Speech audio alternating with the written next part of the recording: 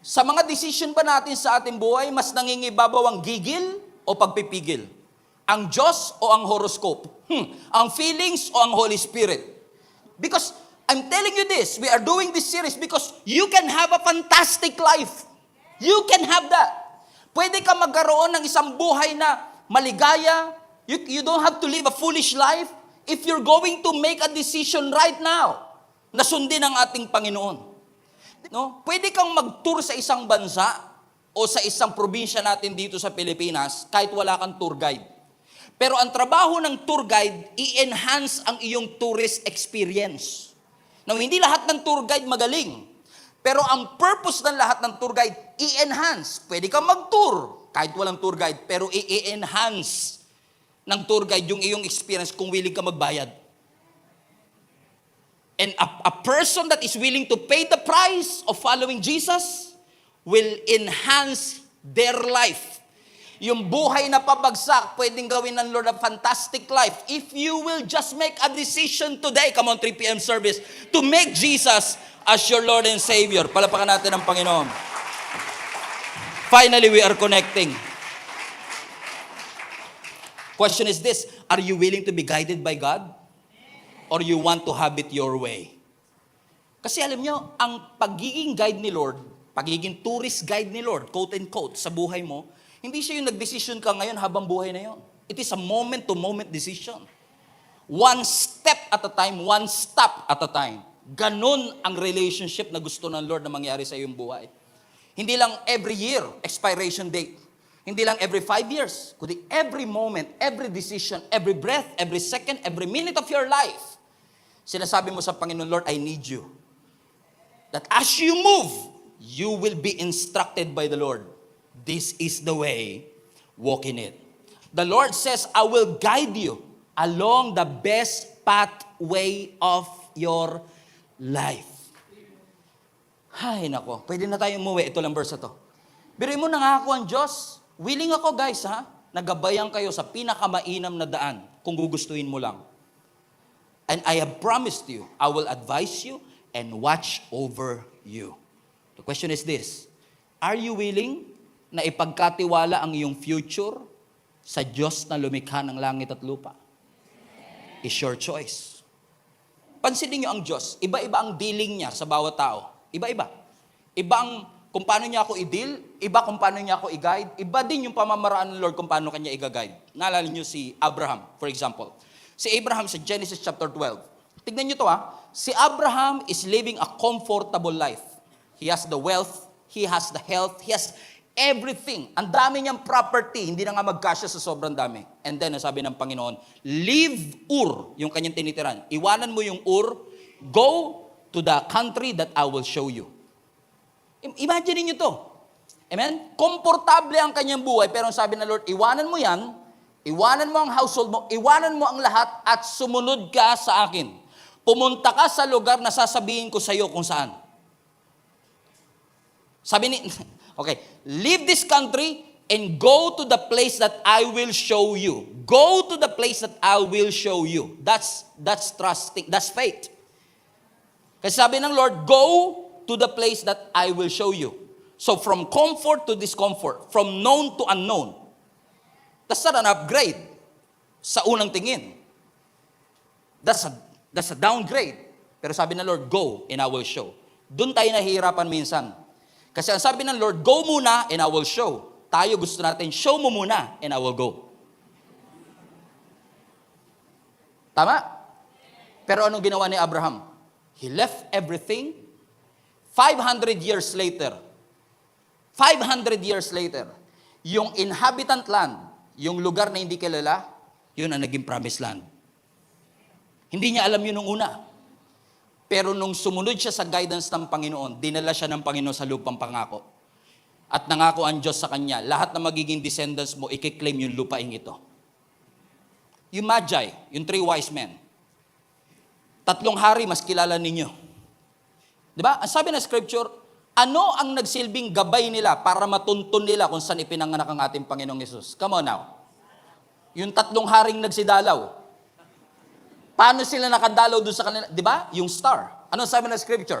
Buksan po natin ang Matthew chapter 2, Verse 9, after listening to the king, they went their way, and behold, the star they had seen in the east, highlight this part, went on before them. So yung guide, nauuna lagi. He went on before them, and until it came to rest over to the place where the child was. So think about it. Habang naglalakad yung 3 wise men, sumunod-sunod din sa kanila yung star at nag-guide. At nung huminto yung star doon sa ibabaw ng pinanganakan ng ating Panginoon, alam nila, yun na mismo ang lugar.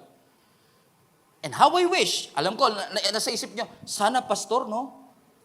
Lahat tayo nakakakita ng star. Na kapag magdidesisyon ako, Lord, sino sa dalawang manliligaw na to? Okay, buti na lang, pinakita niyo po yung star. Lord, saan pong bansa? Sa Amerika ba? O dito sa Middle? Okay, salamat Lord. Kasi mas madaling sumunod. Sure na sure ka kapag nakakita ka ng bituin. Lord, dito mo ituro kasi yung mga wise men na to pero may gabay pa. Na habang again, as you move, you will be guided. At nung naglalakad sila, kung saan huminto yung star, doon din sila. And that is very specific and unique. Kasi there is no record in the scripture na ginabayan ang isang tao gamit ang parehong pamamaraan. Ginamit lang ng Lord John for that specific and unique purpose. At yung pamamaraan ng Diyos ng pag-guide, iba naman sa ibang mga biblical heroes natin. So ibig sabihin, bawat isa sa atin, dahil meron tayong kanya-kanyang specific purpose, bawat isa rin sa atin, ina-adapt ng Diyos yung kanyang paggabay sa ating kanya-kanyang pangangailangan. Sana dito mag-guess nyo na. Israelites. Yung mga Israelites, nung nilabas ng Lord ang Israel from Egypto to the Promised Land, we all know, lagi kong ini-illustrate yan because that is one of the most familiar picture of our salvation. Na nung nilabas tayo ng Panginoon from slavery papunta sa lupang pangako. Patignan nyo to. Kung isi-search nyo ngayon sa Google Map, yung Cairo, Egypt, papunta ng Jerusalem sa may Israel. Because Canaan now is Israel. Okay? So kung isi-search ninyo mula Egypt papunta ng Promised Land, i-Google Map ninyo, I dare you after the service, 148 hours of walking. Katumbas lang po yan ng 6 na araw sa ating kapanahunan. Nung unang panahon, mas matagal kasi wala pa silang EDSA. Wala pa silang sementadong daan. So, it will take them 11 days of journey. Pero tignan nyo to. Imbis na padaanin sila ng Panginoon sa 11 days journey na mas shortcut. Ang sabi ng Bible, ginabayan sila ng Panginoon na umikot sa mas mahabang ruta, dadaan sa Red Sea na hindi naman dapat, pero pinadaan pa sila ng Lord sa Red Sea. Bakit? May specific na layunin ng Panginoon sa iyo. Ano ang sabi ng scripture sa Exodus 13 verse 17? When Pharaoh finally let the people go. Watch this. God did not lead them along the main road. Hindi sila pinadaan ng EDSA that runs through Philistine territory. Watch this. Even though that was the shortest route to the Promised Land. For God said, if the people are faced with a battle, they might change their minds and return to Egypt. Tignan nyo, sinadya ng Diyos na paikutin pa sila kasi sabi ng Lord, pag dumaan sila sa teritoryo ng mga Philistines, hindi sila handang lumaban. So kung dinidelay ka ng Panginoon, kung pinapaikot ka ng Panginoon, hindi ibig sabihin na hindi ka ginagabayan ng Diyos. Ayaw lang ni Lord na dumaan ka sa mga immature challenges, mga na hindi ka handa para mapagtagumpayan nito or else babalik ka sa luma mong buhay. Ganun ang nangyari sa mga Israelites. Sila dyan ang Panginoon na huwag silang dumaan doon sa mas maiksing daan kasi mas alam ng Diyos at mas matalino ang Diyos kesa sa atin. Meron siyang nakikita na hindi mo nakikita. So anong ginawa ng Panginoon?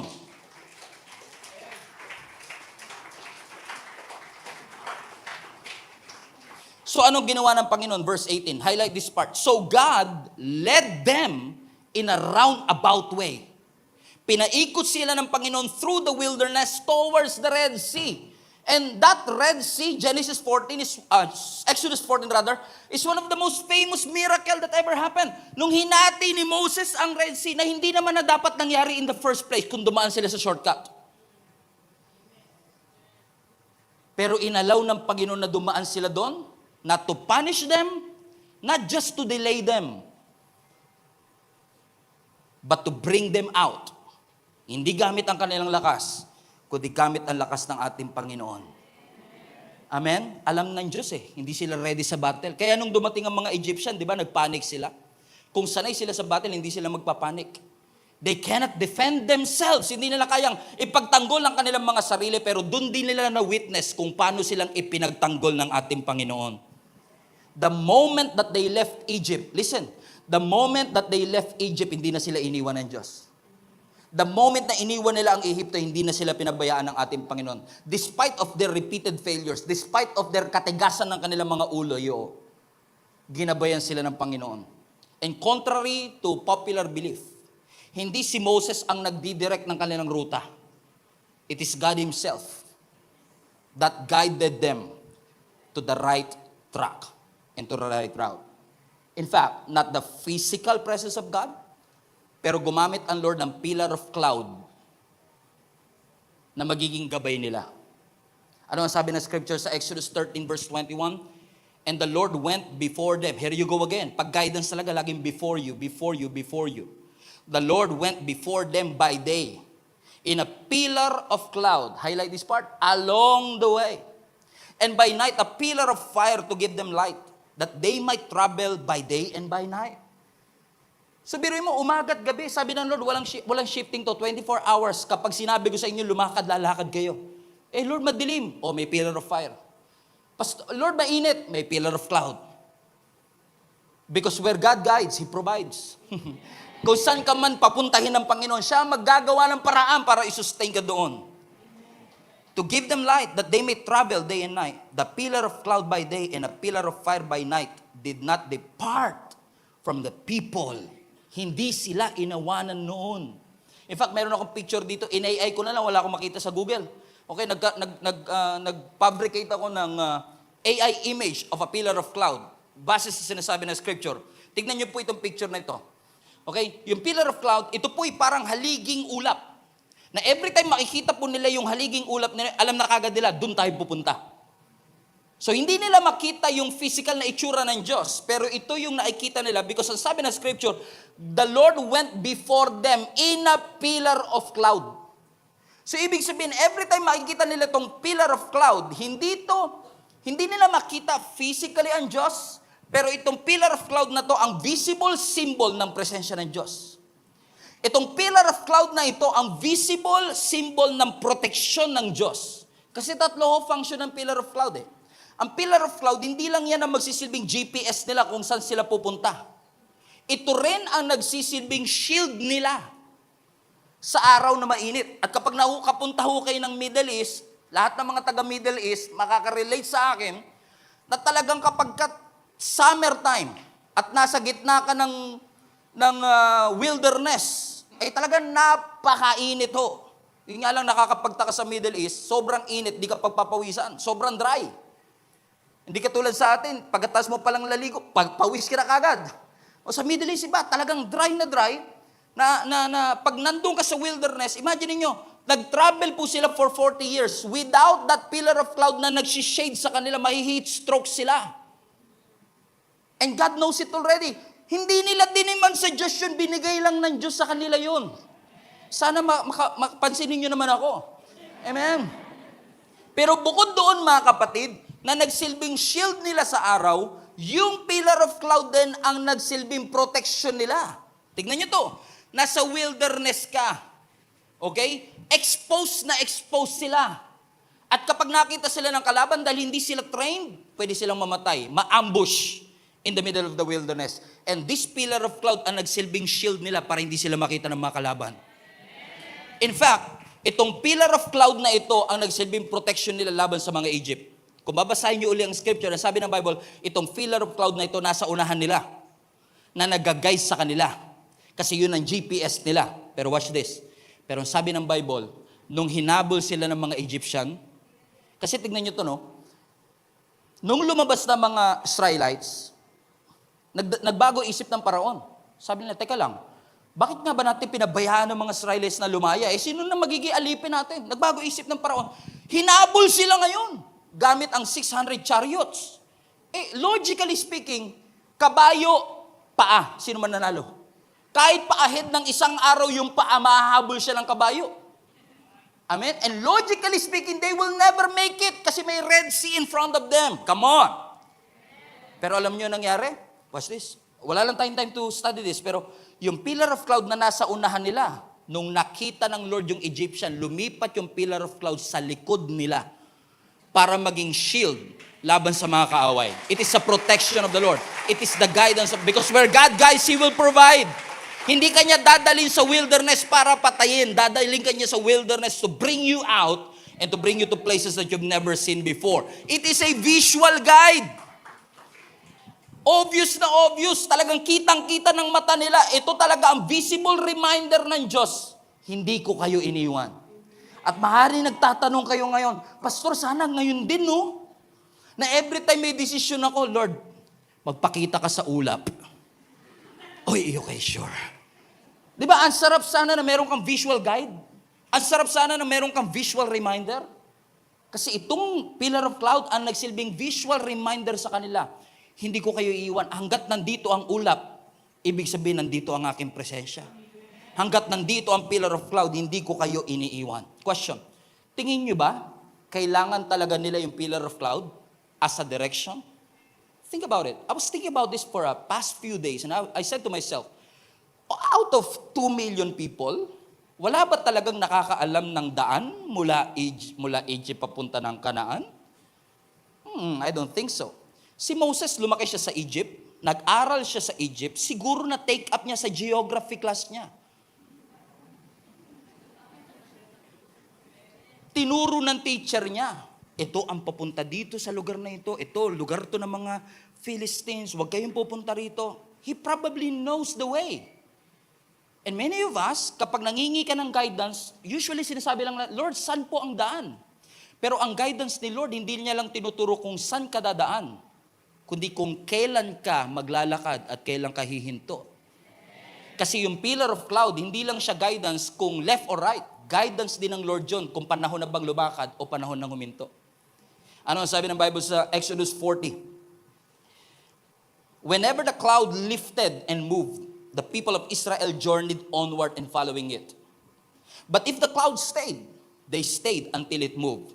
Paraphrase, kapag gumalaw yung ulap, gagalaw sila. Pag huminto yung ulap, hihinto sila. So when the cloud moves, you move.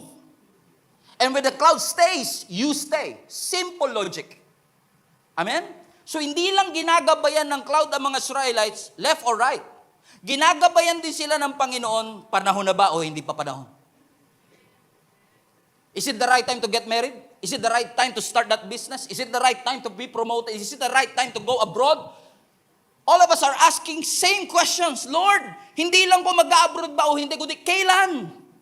Hindi lang question kung mag-aasawa ba. Ang tanong, kailan, Lord?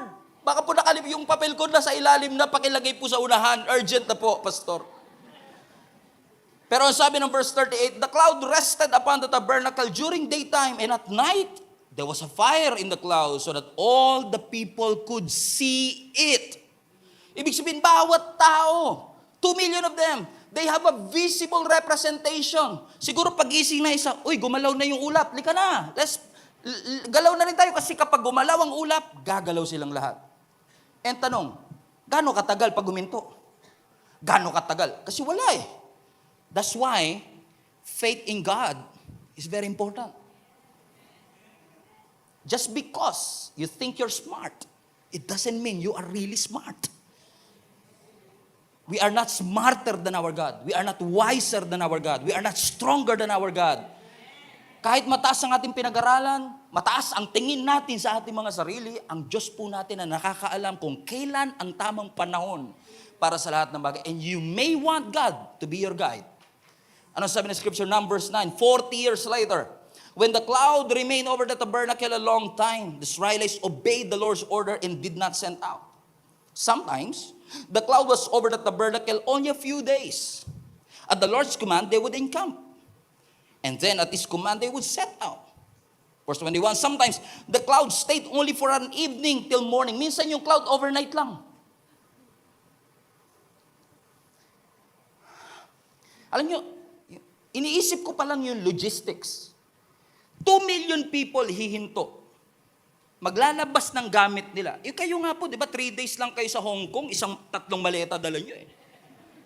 Imagine niyo 2 million strylights to ha, 2 million strylights. Pag hinto nila, maglalabas sila ng gamit nila. 2 million of them. And then overnight lang, Brad, gumalaw na. Hala, gumalaw na kaagad. Balik mo na. Just imagine the logistics. But ang ruling, when the cloud moves, you have to move. And when the cloud stays, you have to stay. Verse 21. Okay, let's repeat that. Sometimes the cloud stayed from evening till morning, but when it was lifted in the morning, they sent out. Whether by day or by night. Think about this. Minsan umaalis yung cloud gabi. Tulog pa yung mga anak nila. Nakagising na. Gumalaw na yung ulap. May iwanan tayo. Amen?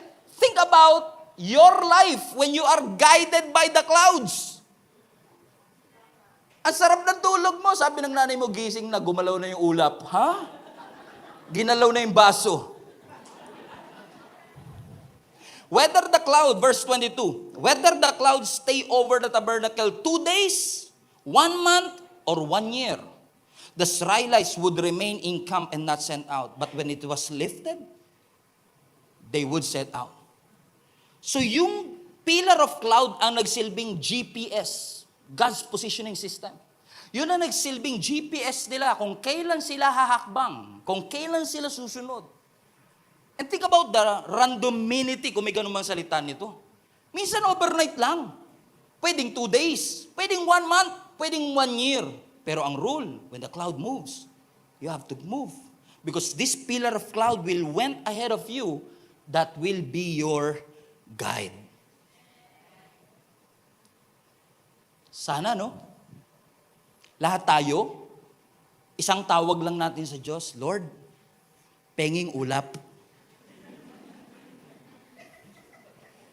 2 po nanliligaw. Pwede niyo po bang ulapan? Kung sino man po, Lord, yung tingin niyong mapapakasalang at biglang nagpakit, thank you, Lord. Ang sarap ng ganun, ano? Di ba? Halimbawa, nalilito ka sa isusuot mo, pula o dilaw? Lord, ulapan niyo.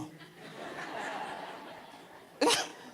Kung lahat ng desisyon natin, siguro naman, pag pagsisipil yun na, hindi na kayo magpapaulap kay Lord, no? Pero sa bawat desisyon na nahihirapan ka, para makasiguro ka, ulapan mo, Lord. Lalo tayo ngayon sa panahon natin ngayon na ang laki ng tulong ng ulap sa atin. In fact, may mga tao talaga na nagbigay ng kanilang buong buhay para pag-aralan yung ulap. May study of clouds, nephrology. At kung ikaw ay nephrologist, wala kang ibang ginawa buong araw kundi tignan ng ulap. Stratus. Kailan ka kaya magiging sa akin para mapalitan naman ang stratus mo?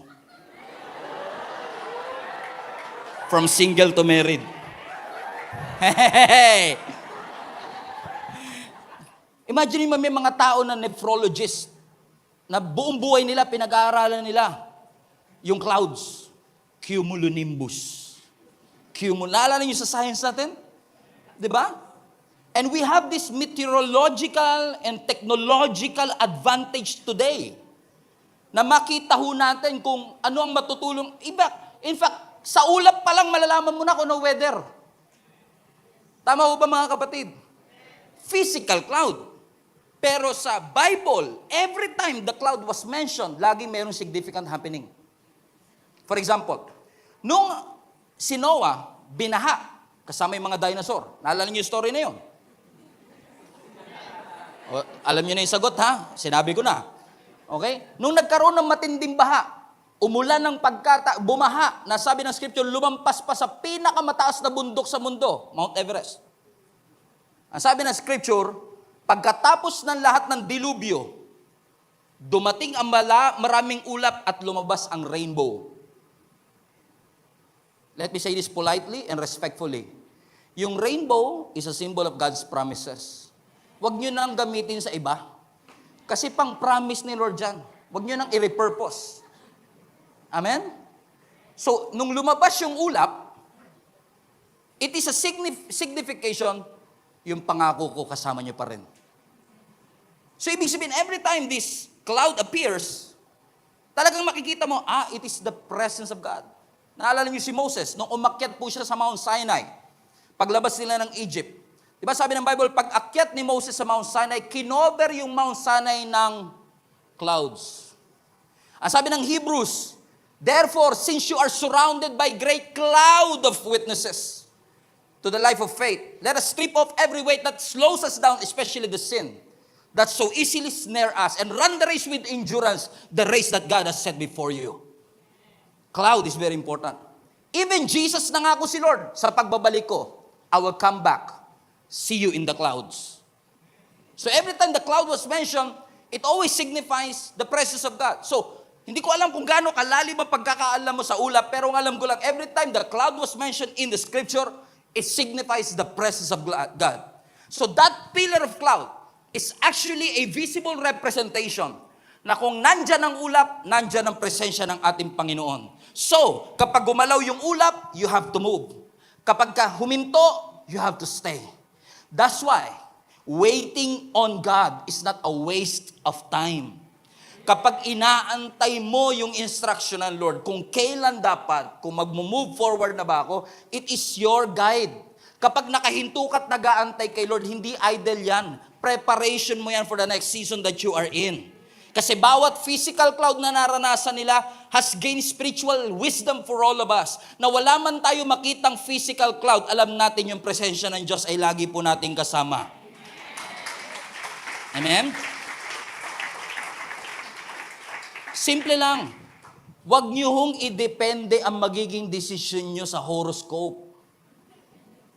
Sa ulap. I'm guided by the clouds. Kasi yun ang nabasa natin. No. Yung pillar of cloud na yun has a spiritual meaning. Actually, nirebuke yan ni Apostle Paul sa 1 Corinthians chapter 10. Watch this. Ang sabi ni Apostle Paul, for I do not want you to be unaware, brothers, that our fathers, referring to the Israelites, highlight this part, for our fathers were all under the cloud. Yung mga Israelites, sinamahan sila ng Lord for 40 years under the cloud, and all passed through the sea. All of them were baptized into Moses in the cloud and in the sea. And they all ate this same spiritual food and all drank this same spiritual drink, for they drank the spiritual rock and followed them, and the rock was Christ. Context. Ang sinasabi ni Apostle Paul, Israelites, Gia Kamanaba Global Family, baka nakalimutan nyo yung privilege na naranasan ng inyong forefathers. Na mga Israelites, ginabayan sila ng Lord for 40 years. There was no time when Israel was not under the guidance of God. Walang panahon na hindi sila sinamahan ng Diyos. Walang panahon na hindi sila ginabayan ng ating Panginoon. And that pillar of cloud is unique for that specific purpose. Because we have not seen in the entire scripture kung paano ginabayan tayong lahat ng isang pillar of cloud. It is a unique blessing. Kaya ang sabi ng Apostle Paul, and I don't want you to be unaware of it. In case lang nakalimutan ninyo, gusto ko lang ipaalala sa inyo na yung forefathers ninyo, yung mga ninuno natin, hindi pinabayaan ng Lord sa wilderness kahit walang pure gold doon. Kahit walang Jollibee doon, walang drive to drone. Hindi nasira yung kanilang sandalyas, hindi nasira yung kanilang damit for 40 years. Because God was with them. They were guided by the clouds literally. It is not a symbolism. It is a supernatural phenomena na nangyari lang sa kanilang kapanahunan. And that divine guidance happened in their plain sight. Kitang-kita nila sa kanilang sariling mata. Paano naman tayo, pastor? Wala tayong pillar of cloud.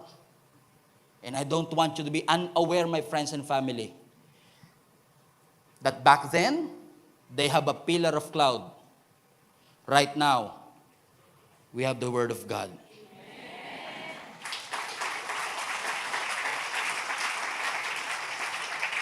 So, hindi mo na kailangan mag-antay sa ulap para makapagdesisyon. Kailangan mo lang basahin ang sinasabi ng ating Panginoon. God is willing to direct you. This book has a lot of principles that are still relevant in our age, in our generation right now. And sometimes, kaya lang hindi kasi natin ma-appreciate, alam nyo, Alam ko marami sa atin naghahanap na, Lord, bigyan mo nga ako ng spectacular miracle para maniwala ako sa iyo. That we tend to realize, we forget to realize that even you, right now, na humihinga pa, is a blessing. That's a miracle. Sa lahat ng naging doktor dito, alam nyo kung gaano ka-intricate ang details ng ating katawan. Magiging born again ka kung nakinig ka lang sa anatomy class. Sa tindi ng somebody must have been concerned about me. Na even yung blood flow ko is regulated. May system. Reproductive, may system. Lahat may system. At ang system produced yan by somebody na may isip. So somebody, the Lord. Nga lang, for example ako, no? Maraming mga tumatawag sa akin, Pastor, pwede ka bang ma-interview, ganyan, pwede ka bang, gusto lang namin malaman ang testimony ng iyong buhay, i-feature ho namin sa TV network, sa isang Facebook, sa isang YouTube. Hindi ko na mabilang ko ilang tumawag sa akin, tapos tatawagan nila ako, Pastor, pwede mo ba ikwento yung testimony ng buhay? Anak ako ng pastor, ganyan. Alam niyo, salamat nga sa Panginoon kasi never ako nakatikim ng alcohol, never ako nakatikim ng sigarilyo, ganyan. Pastor, ano ba? Dati ba kayong addict? Or dati ba kayong alcoholic? Or dati ba kayo, wala ba kayo, na-abuse po ba kayo before? And we don't take that lightly, pero they genuinely asking me that question. Wala po ba kayo story na-abuse kayo before? Or naging addict kayo before? Sabi ko, tingnan mo nga naman Pagka-testimony, lagi nating hinahanap kung paanong dating alcoholic na naging sober, drug addict na lumaya at yung dating na-abuse na binuo ng Panginoon. Alam mo, sabi ko minsan sa isang nag-interview sa akin over the phone, sabi ko, alam mo, sis, I think, ang miracle ng Diyos, hindi lang naman yung kung naging alcoholic ka, ngayon sober ka na eh. Yung pre-serve ka ng Diyos para hindi mo na magawa yun in the first place. Hindi ba miracle din yun?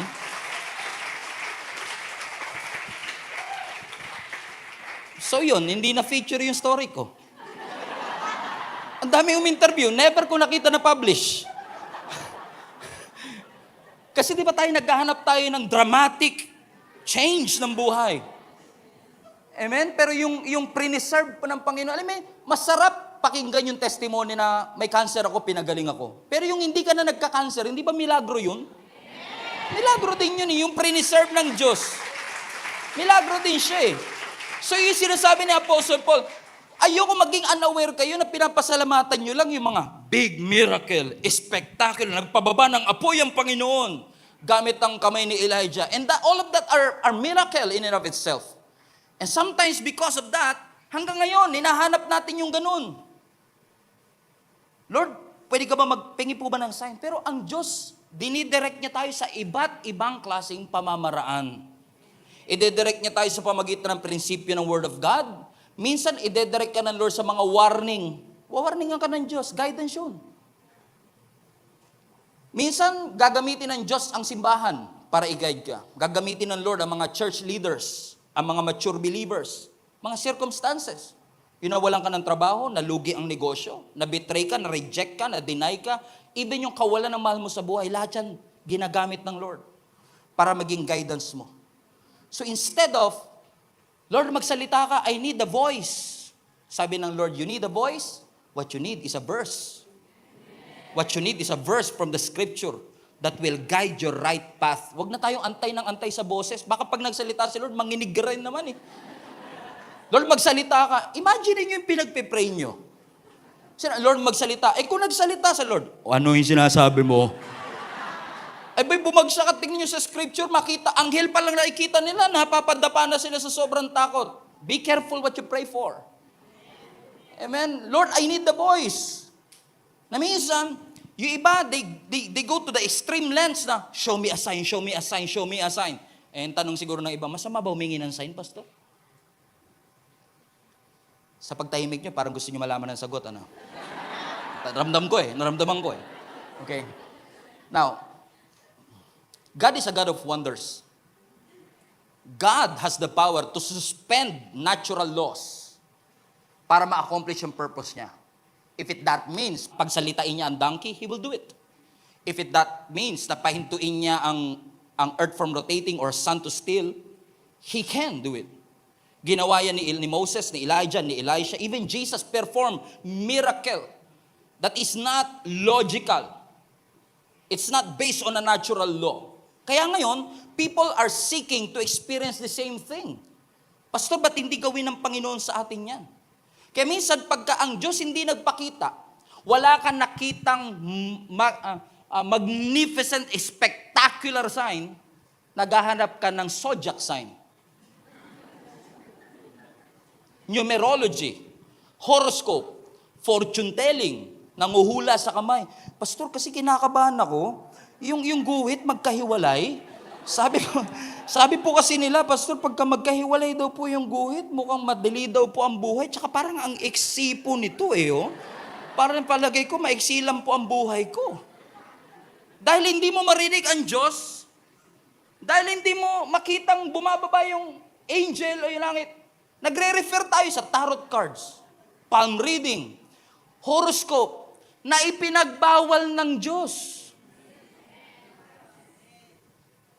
Kasi lahat ng bagay na pinagkakatiwalaan mo aside from God, kinategorize ng Deuteronomy yan, divination lahat yan. Kasi naghahanap ka ng assurance sa future. Sino po kaya mapapangasawa ko?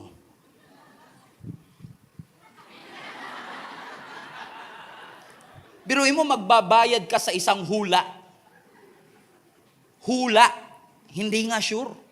Kaya pag hindi natupad, di mo siya mabalikan Kasi wala namang kasiguraduhan The views and opinions of the crystal ball does not reflect the views and opinions of the Lord. Divination lahat Kasi gusto natin ma-foresee. And hindi po guarantee na porkit may makita kang milagro, ay guarantee po yun na maniniwala ang tao. Si Jesus nga, kabi-kabila milagro, binuhay na si Lazarus Ano ang sabi ng mga Pharisees? Show me another sign. Hindi pa ba sapat yung binuhay ko si Lazarus? Another sign na naman? Kasi si mga Pharisees, ang harap lang nila, tinitest lang nila si Jesus. Kung talagang totoo ang ating Panginoon.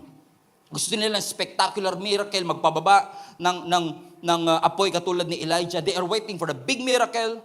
Naghahanap tayo ng visible guide natin.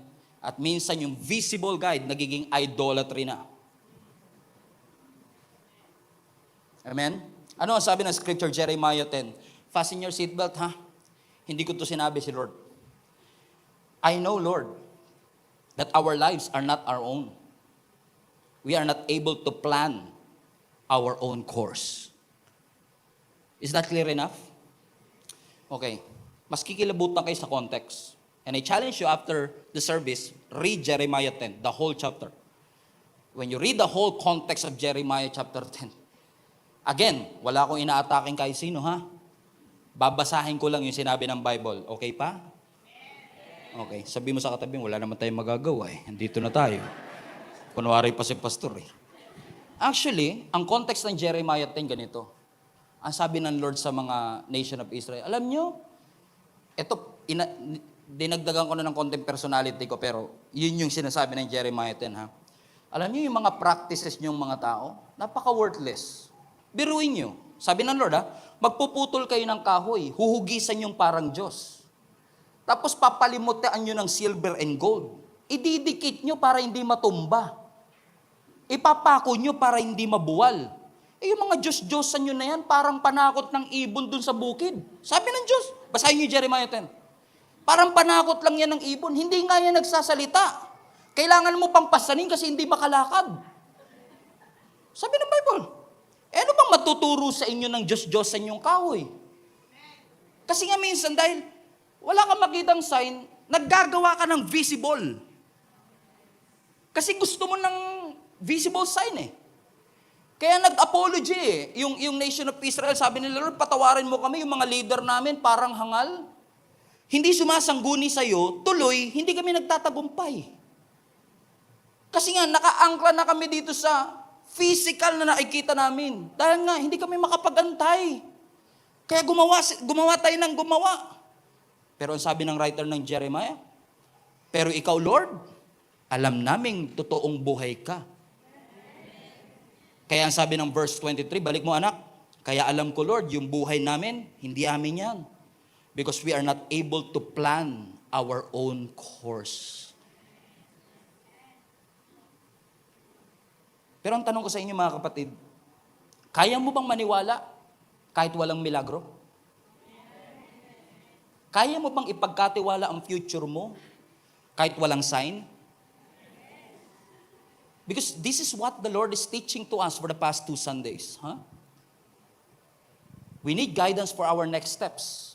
But most of the time, yung guidance is not visible guide. Hindi siya GPS, hindi siya Google Maps, hindi siya Waze. Simpleng-simple. Read the Word. This is your guide. Siguro tinuturuan lang tayo ng Panginoon na huwag tayo masyadong addict sa miracle. Na nakalimutan natin yung miracle worker. Na every time may blessing ka, uy Lord, talagang ramdam na ramdam ko pag-ibig mo dahil sa blessing. Paano kung walang blessing? Paano kung walang healing? Paano kung walang breakthrough and miracle? Will you still believe? Because Thomas did it. Naalala niyo si Thomas o si Didymus? Kilala natin si Thomas bilang doubting Thomas. Nagdududa si Thomas. Alam niyo kung bakit? Because nung nagpakita ang ating Panginoong Hesus on the day of His resurrection, absent si Thomas. Pero kung uugatin mo ang story ni Thomas na tinawag nating doubting Thomas because nag-doubt siya sa story ng mga disciples, actually si Thomas, he was extremely loyal to Jesus. He was. Read history. Napaka-extreme ng loyalty niya na ready siya na kahit anong mangyari kay Jesus Christ, willing siyang i-endure yung consequences. Kumbaga ang motto ni Thomas, patay kung patay, Lord. At noteworthy yung kanyang loyalty. Extreme yung kanyang commitment, and yet, nag-doubt pa rin siya. Kasi hindi niya nakita si Jesus physically when He rose again from the dead.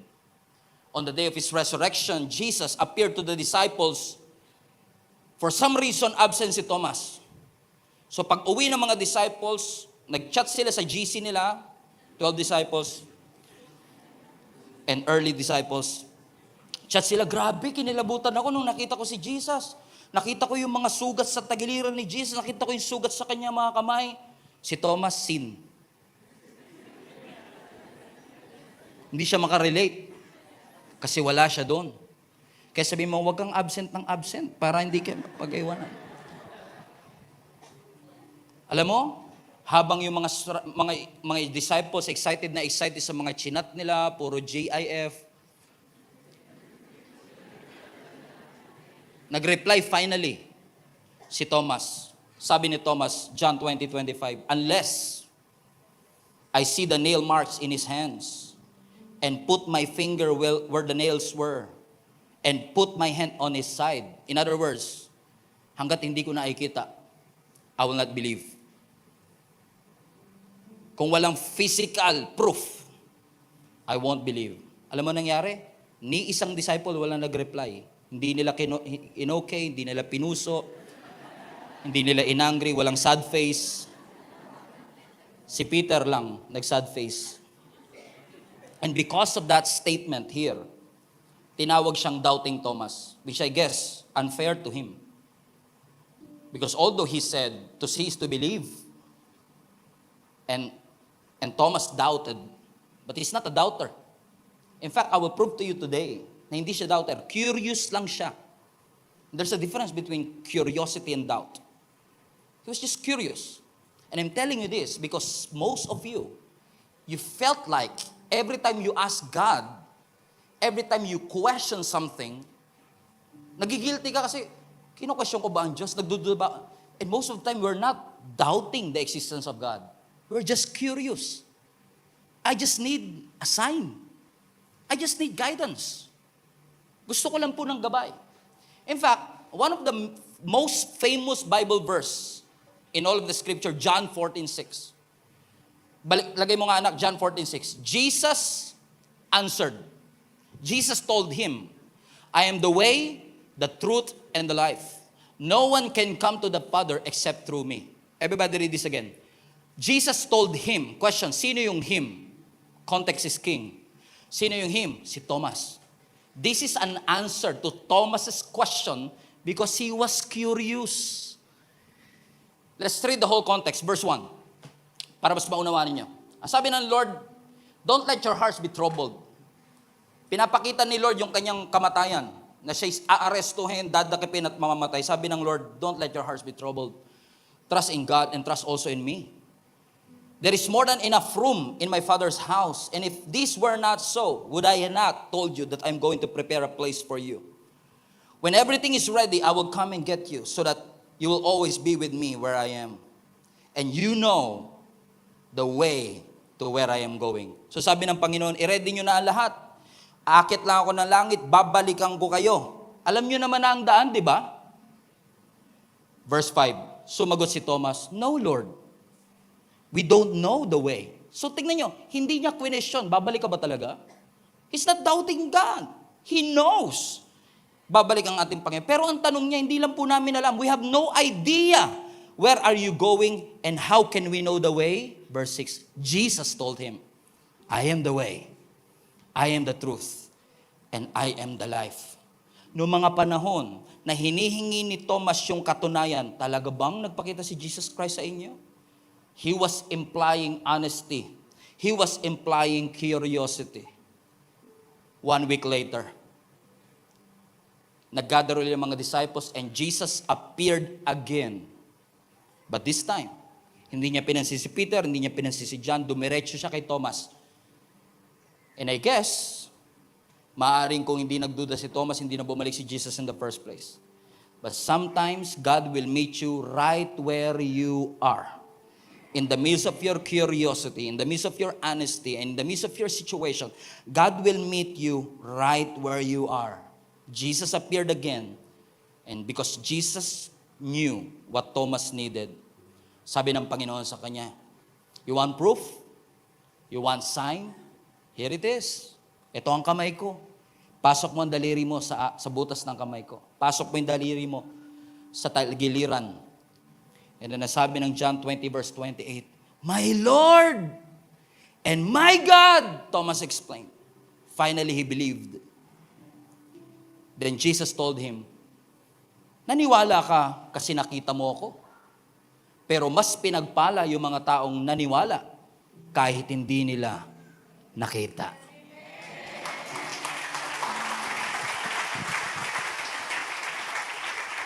Maganda ang milagro. Maganda ang sign. Ano sabi ng scripture, sabi ni Lord, kaya ka naman naniwala kasi nakita mo ako . Pero mas mapalad yung GSMNB Global Family. Kasi sila, kahit hindi nila nakita, naniwala sila.